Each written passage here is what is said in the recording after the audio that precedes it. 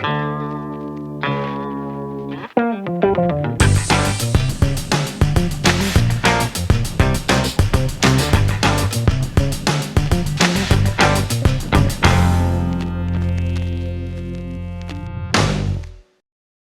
vos capes et vos collants moulants parce que j'ai le plaisir de recevoir Paul Vaca, romancier, scénariste, essayiste, passionné de super-héros et Dieu sait que les super-héros ont marqué le cinéma. Paul est aussi l'auteur du super roman que je vais vous montrer comment Thomas Leclerc, 10 ans, 3 mois et 4 jours, est devenu Tom Leclerc et a sauvé le monde, paru chez Belfond. Alors, sans tout dévoiler, c'est l'histoire de Thomas Leclerc, dont la vie n'est pas très rose, il est singulier, il a du mal à s'ouvrir aux autres, ses parents ne s'entendent plus et à 10 ans, 3 mois et 4 jours, c'est quand même assez lourd à porter. Du coup, Thomas Leclerc s'imagine en Tom Leclerc, en super-héros, comme dans les comic books qu'il lit, une façon pour lui d'appréhender le monde autrement. Alors Paul, est-ce que l'histoire de Tom, c'est une façon de dire que chacun d'entre nous peut, à sa façon, devenir un super-héros, c'est-à-dire rêver sa vie autrement? Est-ce que c'est pas là la magie de la fiction?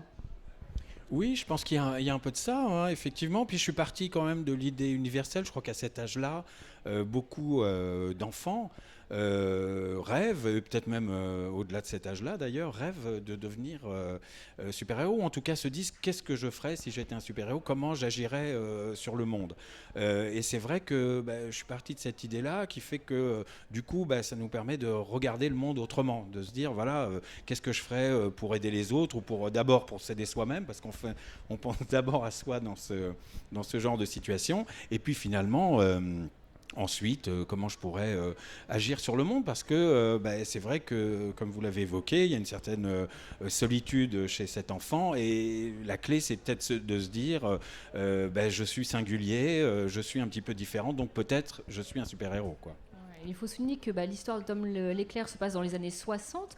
Pourquoi avoir opté pour cette période-là? C'est vrai qu'on pense à une période très riche, à l'exploration spatiale, le rêve américain. C'est un univers qui est en tout cas très ancré dans l'imaginaire collectif. Oui, alors les années 60, c'est venu pour une raison, je dirais un peu technique au départ. C'était que comme il y a en trame l'histoire de ses parents qui vont se séparer, l'histoire le divorce était vécu à l'époque, bon c'est encore un drame aujourd'hui, un drame personnel et intime, mais à l'époque ça se doublait d'un drame aussi un peu social. Donc je voulais qu'il y ait cet aspect-là. Et puis c'est vrai que les années 60, comme vous le dites, on a marché sur la Lune. Je voulais que ça coïncide aussi avec cette idée de la science toute puissante. Et qu'un enfant à cette époque-là croyait beaucoup en ce que pouvait être la science, ce que pouvait amener la science. Et il y avait ce rêve américain. Les super-héros pour cette époque-là ne sont pas encore comme ils sont aujourd'hui, c'est-à-dire omniprésents. C'était juste des comic books qui s'infiltraient, puisque c'est qu'à partir des années 75 qu'en France, ça a commencé à, non pas généraliser, ça restait encore un peu un territoire de geek, mais ça commençait à venir. Et du coup, j'aimais bien qu'il y ait cet aspect-là, qui soit un peu personnel, comme si c'était une lecture un peu à lui, d'ailleurs en américain, puisque c'était en anglais, je dirais, c'est un comic book anglais qu'il trouve. Et c'est vrai que ces années 60, c'est comme, en fin de compte, il y a en prémisse tout ce qu'on a aujourd'hui. C'est-à-dire, effectivement, le rêve américain, la consommation, le début de tout ce qui est, les livres où on apprend comment être meilleur, comment être un self-made man, comment être une bonne épouse, comment être toutes ces choses-là. Donc on a tout en germe, et ce que je voulais, c'était un peu l'effet un peu qu'on trouve dans Mad Men, c'est-à-dire que les personnages sont plongés dans les années 60, mais nous, on a quand même le regard des années 2010 sur ces années-là. Donc on a une sorte d'ironie dramatique, c'est-à-dire on voit par où ils vont passer, et eux ne sont pas au courant de ça, quoi, en fait. C'est vrai que vous aimez écrire, mais aussi réfléchir et questionner notre rapport à l'image notamment. Et vous avez eu le plaisir de donner une conférence sur les super-héros. On pense bien sûr à Superman et à des figures très populaires, mais selon vous, est-ce que ça va pas plus loin? Est-ce que ces héros peuvent avoir une sorte de résonance intime en chacun de nous? On a chacun notre petit préféré d'ailleurs, hein. Oui, voilà, c'est que je pense que alors, il y a déjà une pléthore de super-héros. Ça, c'est vrai que ça a commencé avec Batman avec Superman, pardon, en 1938. Ensuite, il y en a eu très vite. Il y a eu Batman, il y a eu Wonder Woman, il y a eu tous les Spider-Man, tout ce qu'on sait.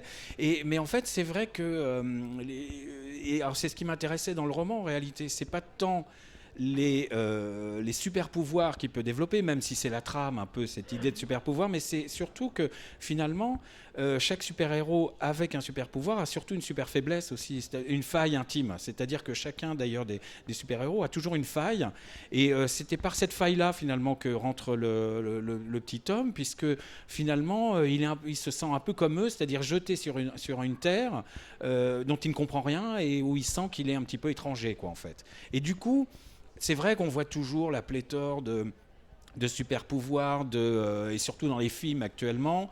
Ça va avec avec tous les effets spéciaux, avec toutes ces choses-là, mais je pense qu'au-delà de tout ça, il y a toujours une faille dans le héros et d'ailleurs les nouveaux super-héros sont tous avec des failles énormes, quoi, en fait.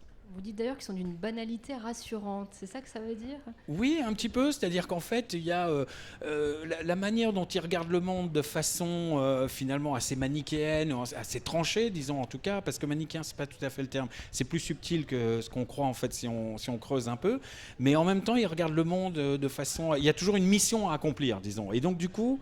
ça donne un sens à l'existence. C'est-à-dire que nous, l'existence qu'on vit, souvent, au jour le jour, on ne voit pas très bien où ça va, dans quel sens ça va, alors que le super-héros, lui, il se sent investi d'une mission, il a quand même un code, disons, il a une feuille de route. Et ce qui nous manque, nous, en tant qu'être humain, jeté un peu sur Terre, on ne voit pas cette feuille de route. Alors que, justement, les super-héros ont y a une mission à accomplir, il va la réussir ou pas, et c'est ça qui fait que, finalement, c'est assez rassurant dans un sens.